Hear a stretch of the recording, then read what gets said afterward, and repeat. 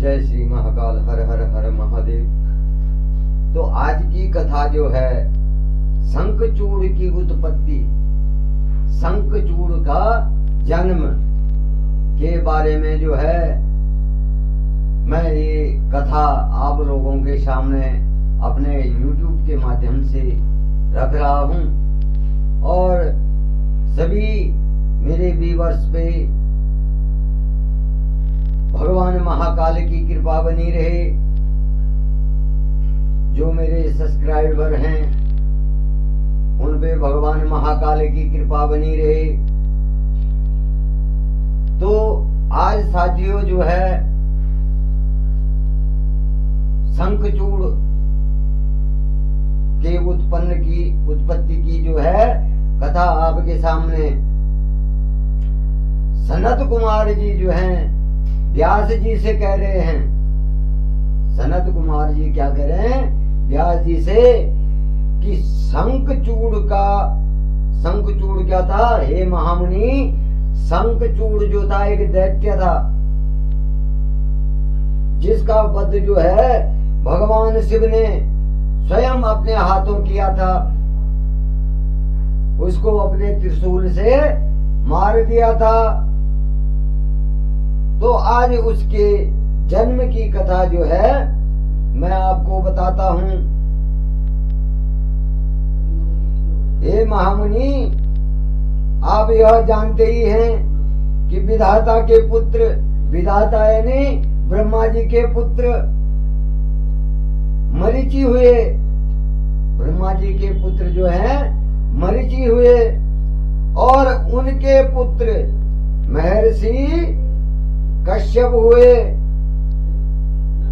ब्रह्मा जी के पुत्र जो है मरीचि हुए और मरीचि के पुत्र जो हैं कश्यप हुए और मरीचि के पुत्र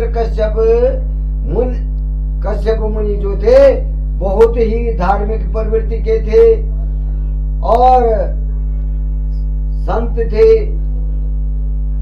वे बड़े ही जो है धर्मात्मा थे और उनकी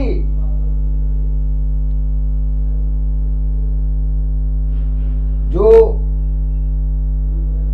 इस सृष्टि की रचना करने वाले ब्रह्मा जी के आज्ञाकारी थे। ब्रह्मा जी के आज्ञाकारी थे। जो ब्रह्मा जी कहते थे वही वो करते थे। और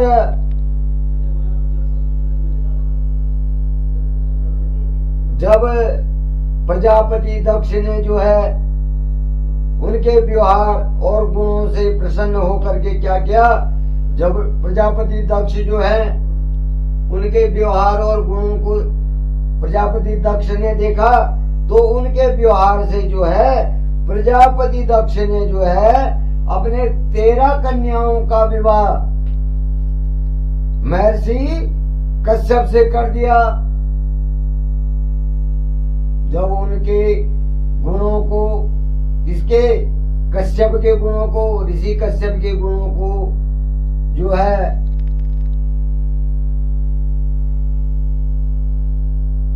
उन्होंने देखा, किसने? प्रजापति दक्ष ने। तो उन्होंने अपनी 13 पुत्रियों का विवाह जो है उनसे कश्यप ऋषि से कर दिया। अब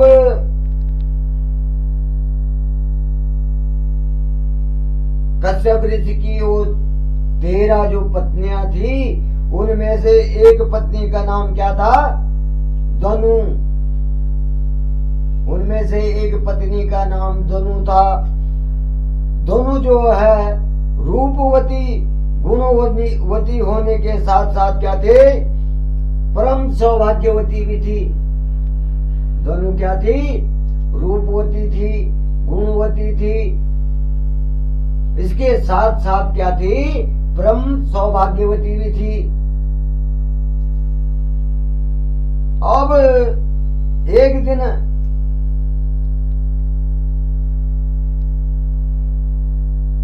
क्या हुआ उसकी दोनों के जो है अनेक पुत्र हुए। उनका जो है विप्रचित नाम का पुत्र हुआ। एक पुत्र उनमें से क्या हुआ? विप्रचित नाम का पुत्र हुआ। और वह पुत्र जो था बहुत बलशाली और पराक्रमी था। वह पुत्र क्या था? बहुत बलशाली था और बहुत पराक्रमी था। और उसका जो है वो भी क्या था? उसका नाम क्या था?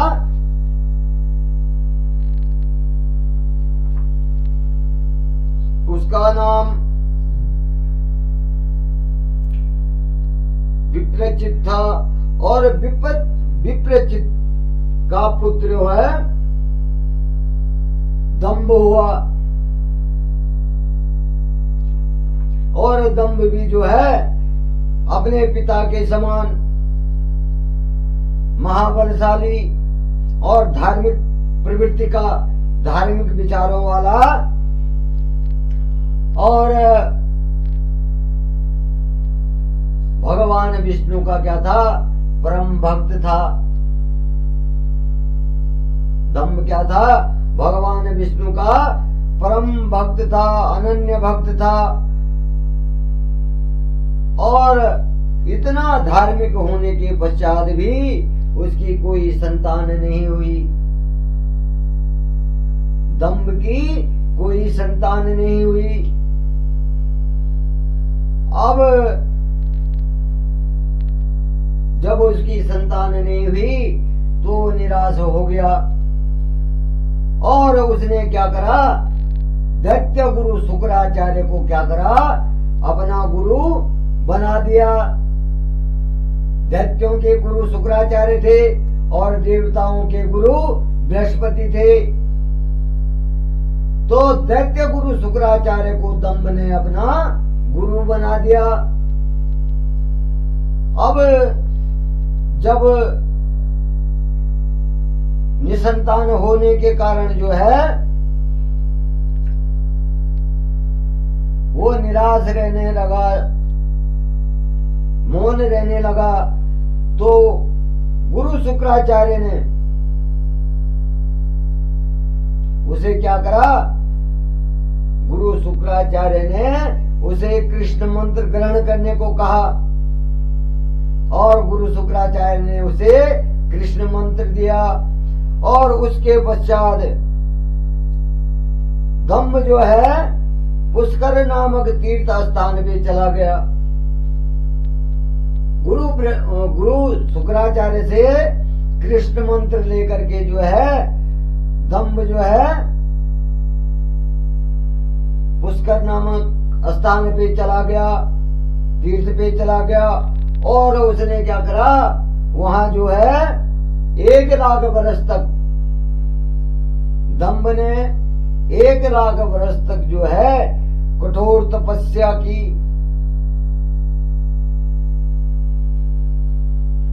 1 लाख वर्ष तक जो है दंभ तपस्या में लीन रहने लगा। और जब उसकी कठोर तपस्या को देख करके सभी देवता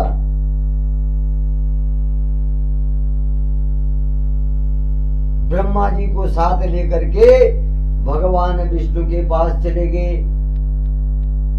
1 लाख वर्ष तक जब उसने जो है तपस्या की भगवान विष्णु की, भगवान नारायण की, तो सभी देवता उसकी तपस्या को देख करके बड़े प्रसन्न हुए कि ऐसा इस जैसा भक्त जो है हमने कहीं देखा ही नहीं, आज तक हुआ नहीं है।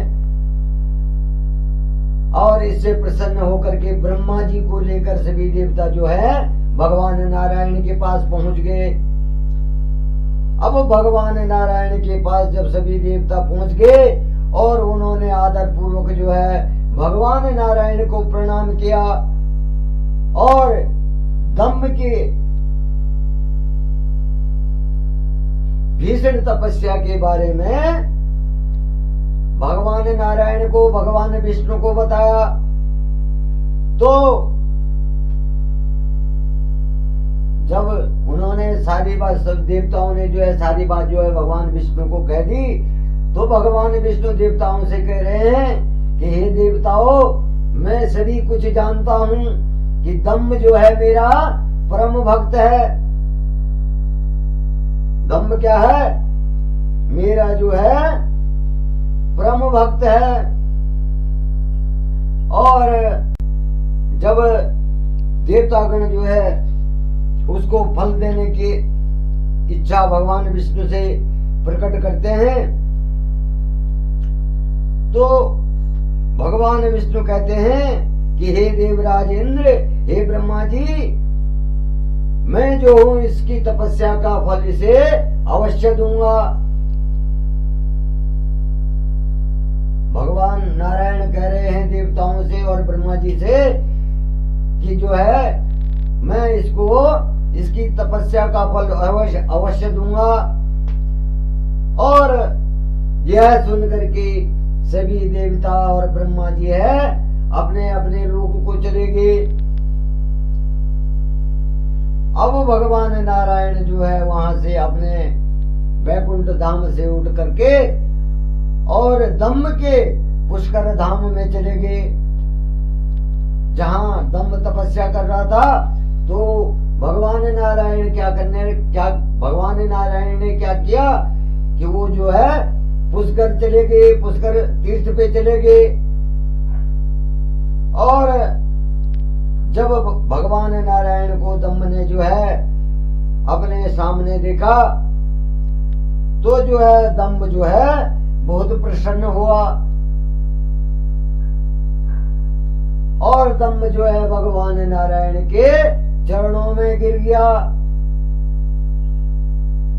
और भगवान नारायण की स्तुति करने लगा कि हे नारायण, आपने मुझे दर्शन दिए और मुझे जो है मेरे तपस्या के पुण्य का फल मिल गया। आपने स्वयं मुझे जो है यहाँ पर दर्शन दिए, इस पुष्कर धाम में आकर के आपने मेरे लिए कष्ट उठाया। तो अब दम्भ जो है भगवान नारायण की आरती करने लगा। तो भगवान नारायण दम्भ से कहने लगे कि हे दम्भ, कहो तुम्हें क्या वरदान चाहिए, तुम मुझसे क्या चाहते हो। तो दम्भ प्रसन्न मन से कहता है, हे प्रभु, हे नारायण, अगर आप मुझ पर प्रसन्न हैं और मुझे वर देना चाहते हैं तो मेरे को अपने जैसे बलशाली और पराक्रमी पुत्र प्रदान करें। दम्भ जो है भगवान नारायण से पुत्र प्राप्ति की इच्छा करता है और कहता है कि अपने जैसा पराक्रमी बलशाली पुत्र मुझे प्रदान कीजिए। अब भगवान नारायण, जब दम्भ जो है भगवान नारायण से वर मांगता है, तो भगवान नारायण तथास्तु कह के अपने वैकुंठ लोक को चले जाते हैं। और जब वैकुंठ लोक को चले जाते हैं तो दम्भ भी जो है पुष्कर धाम से जो है अपने राज्य में लौट आता, अपने घर पे लौट आता है। और कुछ समय बाद दम्भ की पत्नी गर्भवती हो जाती है और वहां जो है उन्हें जो है पुत्र रत्न प्राप्त हो जाता है। और पुत्र रत्न जब प्राप्त हो जाता है तो वो जो है अलौकिक तेज और अलौकिक तेज से वो पुत्र क्या था, दम्भ का पुत्र अलौकिक तेज से जो है विद्यमान था। उसके तेज की चमक इस प्रकार से थी कि चंद्रमा की छटा जो है उस पे बिखर रही हो। अब इस प्रकार से जो है जब धम्म का जन्म हो गया तो ऋषि मुनियों ने जो है उसका नामकरण संस्कार किया और ऋषि मुनियों ने नामकरण संस्कार किया तो उसका नाम क्या रख दिया? शंखचूड़। उसका नाम शंखचूड़ रख दिया। तो दोस्तों धम्म का पुत्र जो था शंखचूड़ था। अब यहाँ जो है शंखचूड़ का जन्म हो गया। तो आज की कथा जो है दोस्तों यहीं पे मैं समाप्त करता हूँ और कल शंखचूड़ विवाह की कथा आप लोगों के सामने रखूंगा। और शंखचूड़ का विवाह जो है